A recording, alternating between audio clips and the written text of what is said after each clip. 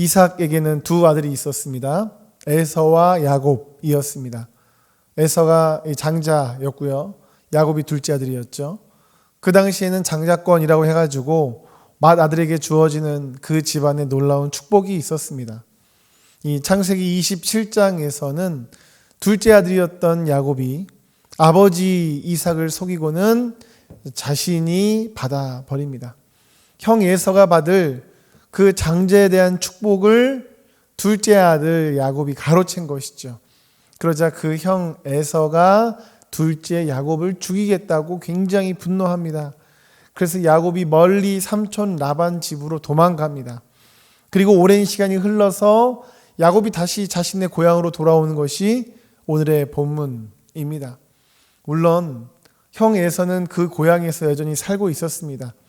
살고 있었을 뿐만 아니라 여전히 예전에 자신을 속이고 갔던 야곱에 대한 분노가 남아 있었던 것으로 여겨집니다. 왜냐하면 야곱이 고향으로 돌아온다는 소식을 듣고 형 에서가 400여 명을 거느리고 그를 만나러 나오기 때문입니다.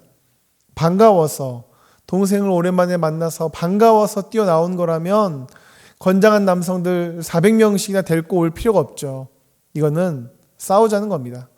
그 소식을 들은 야곱은 두려웠다. 성경 말합니다. 그냥 두려운 것도 아니고 심히 두렵고 답답했다. 성경 말씀하고 있어요. 그런데요, 한번 우리가 생각을 해보겠습니다. 야곱은 에서가 죽일 것이라는 소식을 듣자 매우 두렵고 답답하였다고 합니다. 그런데 이 고향으로 야곱이 어떻게 해서 다시 돌아오게 되었는지를 한번 우리가 생각해 보자는 것이죠. 그냥 야곱이 명절 되었으니까 고향에 한번 올라가 봐야지, 혹은 오랫동안 내가 집을 떠나 있는데 고향이 생각나네, 돌아가야겠다 해서 온 것이 아니에요. 하나님께서 고향으로 돌아오라고 하나님이 역사하시고 말씀하셔서 지금 그가 고향으로 오고 있는 것입니다. 여호와께서 야곱에게 이르시되 너의 조상의 땅 너의 족속에게로 돌아가라, 내가 너와 함께 있으리라 하신지라 말씀하십니다. 하나님께서 고향으로 돌아가라고 하시면서 내가 너와 함께 있겠다 말씀하셨어요. 자신의 자의적인 생각으로 돌아온 게 아니라 하나님이 말씀하시고 함께 하시겠다고 하시면서 오게 되었다는 것이죠. 그런데 사실 이러한 약속은 하나님께서 처음으로 하셨던 약속이 아닙니다. 이미 하나님께서는 창세기 28장에서 그런 말씀을 주셨었죠. 내가 너와 함께 있어. 너가 어디로 가든지 너를 지키며 너를 이끌어 이 땅으로 돌아오게 할지라, 내가 너에게 허락한 것을 다 이루기까지 떠나지 아니하시리라 하신지라 하나님께서는 야곱에게 말씀하셨죠. 이 말씀에서도 하나님께서는 이 땅으로 돌아오게 하실 것이다라고 하셨고, 또한 너를 떠나지 아니할 것이라고 말씀하셨습니다. 그리고 천사들을 보여주셨어요. 그러니까 이 28장의 말씀, 이 28장 15절, 이 유명한 이 말씀은 이 고향에서, 지금 고향에서 삼촌 라반의 집으로 갈 때 주신 말씀이에요. 그런데 그때 어떻게 말씀하셨다고요? 내가 너를 이끌어서 다시 이 땅으로 돌아오게 하겠다, 고향으로 돌아오게 하겠다, 내가 너를 떠나지 않겠다 말씀하시죠. 그리고 진짜 그 말씀대로 31장에서 이제 라반의 집에서 고향으로 오게 하신 것도 하나님이 말씀하셔서 이렇게 돌아오는 거예요. 그러면서 이 갈 때 하셨던 것처럼, 고향에서 삼촌 라반 집 갈 때 말씀하셨던 것처럼 똑같이 내가 너와 함께 있겠다, 내가 너와 함께 있겠다 똑같이 말씀하고 계신 겁니다. 자, 그리고 나서 이제 창세기 32장입니다. 1절. 야곱이 길을 가는데 하나님의 사자들이 그를 만난지라. 하나님의 사자들이 보입니다. 자, 그런데 야곱의 인생에서 천사들을 보았을 때가 그 전에 한 번 있었어요. 언제 천사들을 그가 봤었죠? 우리가 방금 전에 봤었던 이 창세기 28장 15절, 하나님께서 이 말씀을 주시고 난 다음에 야곱은 천사들을 봤었죠. 사닥다리를 오르락내리락 하는 천사들. 그러니까 지금 오늘 본문이 속한 창세기 32장 1절에서 천사들을 만났다라는 것은 이전에 하나님께서 약속하셨던 이 창세기 28장 15절 내가 너와 함께 있어 너를 이끌어 너가 어디를 가든지 항상 함께 하겠다 말씀하신 이 약속의 말씀을 기억하게 하는 것을 우리는 알 수 있다라는 것이죠. 또한 창세기 32장 2절을 보시면 야곱이 그들을 볼 때에 이르기를 이는 하나님의 군대라 하고 그 땅 이름을 마하나임이라고 합니다.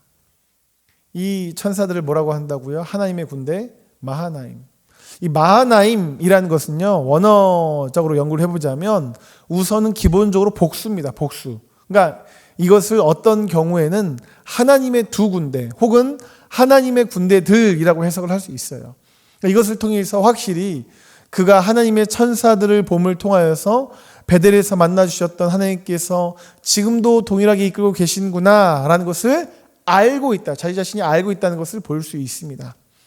또한 마하나임, 이 하나님의 군대들이라는 것은요, 원어를 볼 때 한 곳에 머무르는 군대가 아니라 이 움직이는 진영을 의미합니다.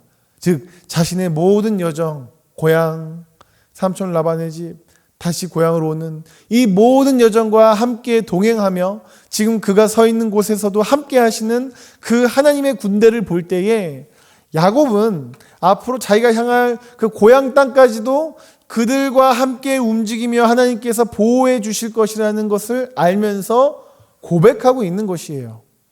게다가 야곱은 하나님께서 이제는 고향으로 돌아가라고 하셔서 내가 돌아왔다라고 고백도 합니다. 야곱이 또 이르되 내 조부 아브라함의 하나님, 내 아버지 이삭의 하나님 여호와여, 주께서 전에 내게 명하시기를 너의 고향 너의 족속에게로 돌아가라, 내가 너에게 은혜를 베풀리라 하셨나이다. 야곱은 알고 있었어요. 하나님께서 이끄셔서 자신이 왔다. 그리고 자신에게 반드시 은혜를 주실 것이다. 또한 반드시 은혜를 주셔서 수많은 자녀들을 주실 것이다 라고도 고백도 합니다. 이어지는 문맥에서 12절 주께서 말씀하시기를 내가 반드시 너에게 은혜를 베풀어 너의 시로 바다에 셀 수 없는 모래와 같이 많게 하리라 하셨나이다. 이 약속을 야곱이 받았다고 자기 스스로가 고백을 하고 있는 거예요. 자, 이건 아무리 봐도 하나님께서 놀랍도록 야곱을 이끌고 계시고 항상 함께하고 계시다는 것을 우리는 알 수 있으며 또 야곱 자신도 그것을 알고 있어요. 하나님이 함께 하시는, 이끄시는구나. 나를 통하여 놀라운 민족을 이루고자 하시는구나. 야곱이 알고 있었어요. 자, 그렇다면 하나님께서 이렇게 하고 계시다면 야곱이 두려워할 것이 대체 무엇이냐는 것이죠. 하나님이 가라 하셔서 갔고 오라 하셔서 오고 함께 하시겠다고 하면서 그 사이에 많은 은혜들을 하나님이 주셨는데 그렇다면 당당하게 이 고향 땅으로 돌아오면 되잖아요. 하지만 성경은 야곱이 심히 두렵고 답답했다고 말씀합니다. 야곱이 심히 두렵고 답답하여 자기와 함께한 동행자와 양과 소와 낙타를 두 떼로 나누고. 야곱이 두려웠대요. 심히 두렵고 답답했대요. 왜 두려웠을까요? 에서 때문에 두려웠을까요? 400여 명의 그 건장한 남자들을 데리고 오는 그 에서가 두려워서 지금 야곱이 심히 두렵고 답답했을까요? 궁극적으로 살피자면 이것은 에서 때문에 심히 두렵고 답답한 것이 아닙니다. 야곱이 심히 두렵고 답답한 것은 하나님께서 그렇게 약속하시고 함께 하시겠다 말씀하시고 인도하시고 은혜를 주셨지만 여전히 야곱의 안에는 그 하나님을 향한 확신이 완전히 없었어요. 그러니까 두려운 겁니다. 하나님에 대한 완전한 확신, 나를 보호하시고 나와 함께 하시고 나에게 이 길을 가라고 하신 그 하나님께서 나를 지키시고 이끄실 것이라는 것에 대해서 확실한 믿음이 없으니까 에서가 온다는 소식을 듣자 두려운 거죠. 에서가 아무리 400명이 아니라 4,000명, 4만 명을 데리고 온다 해도 하나님이 말씀해 주셔서 내가 지금 여기까지 왔는데 하나님이 계속 인도해 주셨는데 앞으로 이끄실 것이야 라는 것을 야곱이 믿었다면 야곱은 두렵지 않았을 것입니다. 하지만 야곱은 그렇게 많은 은혜와 인도하심과 말씀을 들었어도 여전히 그 하나님을 온전히 믿지 못했기 때문에 두려웠어요. 심히 두렵고 답답했어요. 그런데요, 이러한 야곱의 모습에서 우리의 모습이 보이지는 않습니까? 우리가 예수님을 믿음으로 구원받았다라는 것은 영원히 죽을 죄인이 정말 그 예수님의 놀라운 엄청난 사랑을 받아서 하나님의 자녀가 되었다라는 것을 의미합니다. 하나님의 자녀, 구원받은 하나님의 자녀. 부모된 우리 성도님들 생각해 보십시오. 여러분들께서는 여러분들의 자녀들을 어떻게 대하고 어떤 마음이십니까? 그것처럼 우리가 하나님의 자녀라면 하나님께서 우리를 향해서 어떤 마음이실까요? 우리를 내버려 두지 않으시고 우리를 사랑으로 지켜보시며 인도하시며 역사하시는 것, 그것을 의미하지 않겠습니까? 성경은 성령 하나님께서 우리와 항상 함께 하시며 주님께서는 우리를 고와 같이 내버려 두지 않으시고 또한 모든 일을 합력하여 선으로 이끄시며 역사하신다고 성경은 우리에게 말씀하고 계십니다. 그래서 하나님을 사랑하는 자, 곧 그 뜻대로 부르심을 입은 자들은 모든 것을 합력하여 선으로 이룬다라고 성경은 우리에게 말씀합니다. 왜요? 하나님이 함께 하시기에요. 왜요? 하나님의 자녀이기에 이러한 놀라운 은혜가 있다라는 것입니다. 이러한 놀라운 은혜를 천지를 만드신 하나님께서 우리에게 베풀어 주고 계시다면, 그리고 그 하나님께서 우리와 항상 함께하고 계시다면 대체 우리가 두려울 것이 무엇이겠냐라는 것이죠. 그 하나님이 함께 하시면서 우리에게 역사하시고 합력하여 선으로 이끄신다는데 대체 우리에게 무엇이 두렵냐라는 겁니다. 그래서 성경이 이렇게 말씀하죠. 하나님이 우리에게 주신 것은 두려워하는 마음이 아니요 오직 능력과 사랑과 절제하는 마음이니 성경은 말씀하고 있습니다. 우리가 그 하나님 안에 있으면, 그 하나님의 마음으로 충만하면, 그 하나님을 정말 우리가 믿으면 두려움이 없어집니다. 그리고 우리 안에는 오직 능력과 사랑과 절제하는 마음만 있을 뿐입니다. 그런데도 우리가 왜 두렵습니까? 예수님께서 십자가상에서 우리의 모든 죄를 없애심으로 우리가 구원받았고 또한 말씀으로 우리에게 끊임없이 약속하시는데 왜 우리가 삶 속에서 다시 두려웠습니까? 그것은 그 상황이 문제가 아니라 우리가 하나님을 믿지 못하기 때문이라는 것이죠. 사랑하는 여러분, 혹시 삶 속에서 여전히 현실을 두려워하며 하나님보다 여러 상황으로 인하여 눈물 짓고 흔들리는 모습 혹시 있지는 않으십니까?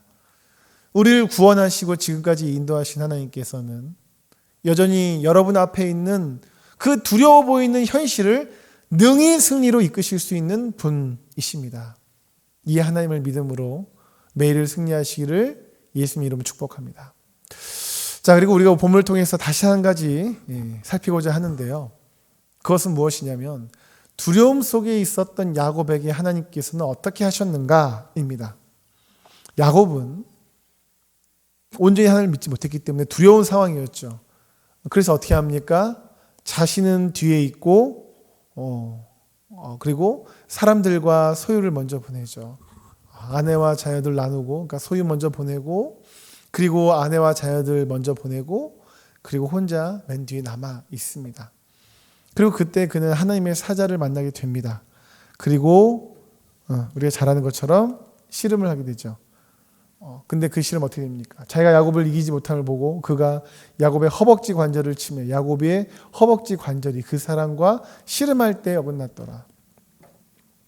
하나님의 사자가 야곱의 의지를 꺾을 수 없음을 보고는 야곱의 허벅지 관절을 쳐서 그 뼈가 어긋났습니다. 이거 원문을 보시면 뼈가 부러졌다라는 겁니다. 뼈가 부러진 야곱, 이제는 혼자 도망갈 수도 없습니다.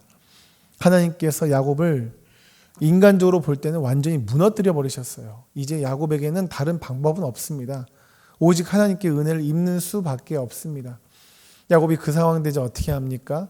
그 전까지는 인간적으로 소유도 나누고 먼저 보내고 그 다음에 아내와 자녀들 나눠서 먼저 보내고 자기가 뒤에 남아있는 인간적인 꼼수를 쓰고 있었는데 이제는 자기 혼자서 도망갈 수 없는 완전히 막판까지 몰리니까 그가 어떻게 됩니까? 하나님께 정말 간절히 간절히 하나님께 매달립니다. 하나님께. 그가 이르되 날이 새려하니 나로 가게 하라. 야곱이 이르되 당신이 내게 축복하지 아니하면 가게 하지 아니하겠나이다. 야곱이 배수의 진을 치고 하나님께 간절히 기도합니다. 우리에게도 이러한 기도가 필요합니다. 인간적으로 소유를 좀 앞으로 보낼까? 그 다음에 아내와 자녀들은 보내고 그 다음에 내가 제일 뒤에 남을까? 인간적인 이런 것들이 아니라 정말 배수의 진을 치고 주 앞에 기도하는 것, 그것이 결국 야곱에게 놀라운 응답을 가져옵니다. 그 응답이 무엇이었을까요? 하나님께서는 두려움 가운데 하나님만을 붙잡고 매달린 야곱에게 무엇을 주셨습니까? 하나님께서는 말씀을 주셨습니다. 이스라엘이라는 새로운 이름을 주십니다. 그가 이르되 너의 이름을 다시는 야곱이라 부를 것이 아니요 이스라엘이라 부를 것이니 이는 너가 하나님과 및 사람들과 겨루어 이겼음이니라. 성경 속에서 이름이란 무엇입니까? 그 사람의 존재, 성격, 속성 이런 것들을 내포하죠. 야곱은 무슨 뜻입니까? 야곱의 이름의 뜻은 발 뒤꿈치를 잡은 자라는 뜻도 있고 동시에 속이는 자라는 의미를 가지고 있는 게 야곱이라는 이름입니다. 그리고 그 인생이 이렇게 살았죠. 그런데 말씀하십니다. 너가 이제는 야곱이 아니다. 이스라엘이다 라고 말씀하십니다.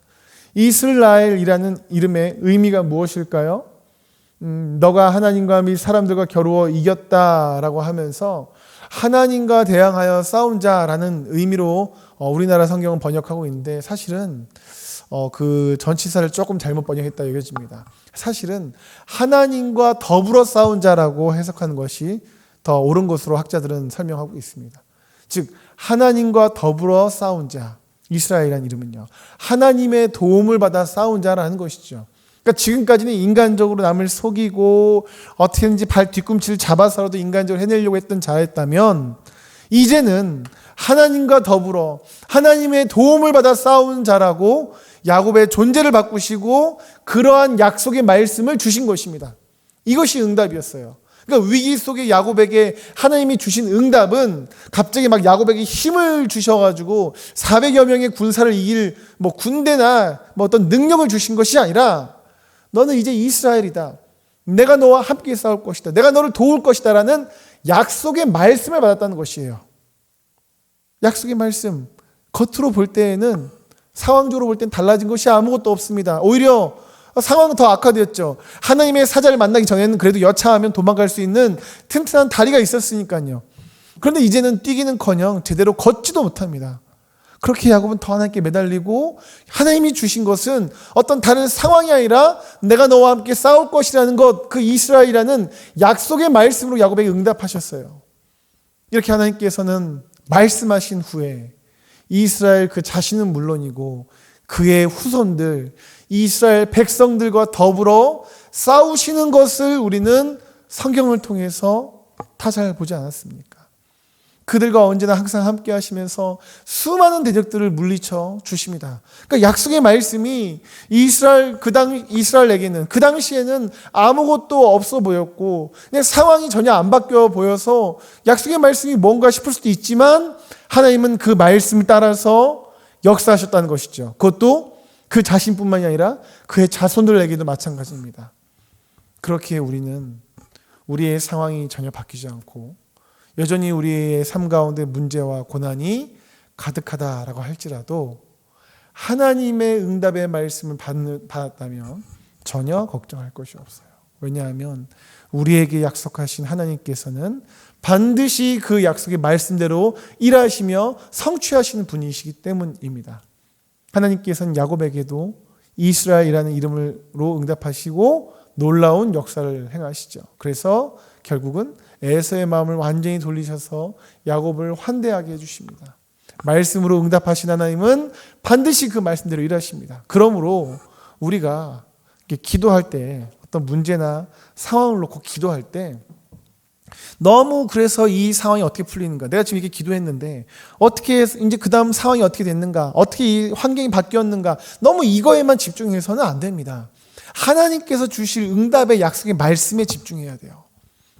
그럴 때 그 약속의 말씀을 통해서 일하시기 때문입니다. 날마다 기도하시고 날마다 말씀에 집중하는 여러분들 되심으로 말미암아 하나님 안에서 평안을 누리고 하나님의 인도 속에서 승리하시는 이번 한 달 남은 한 해 남은 인생들 되시기를 주님 이름으로 축복합니다.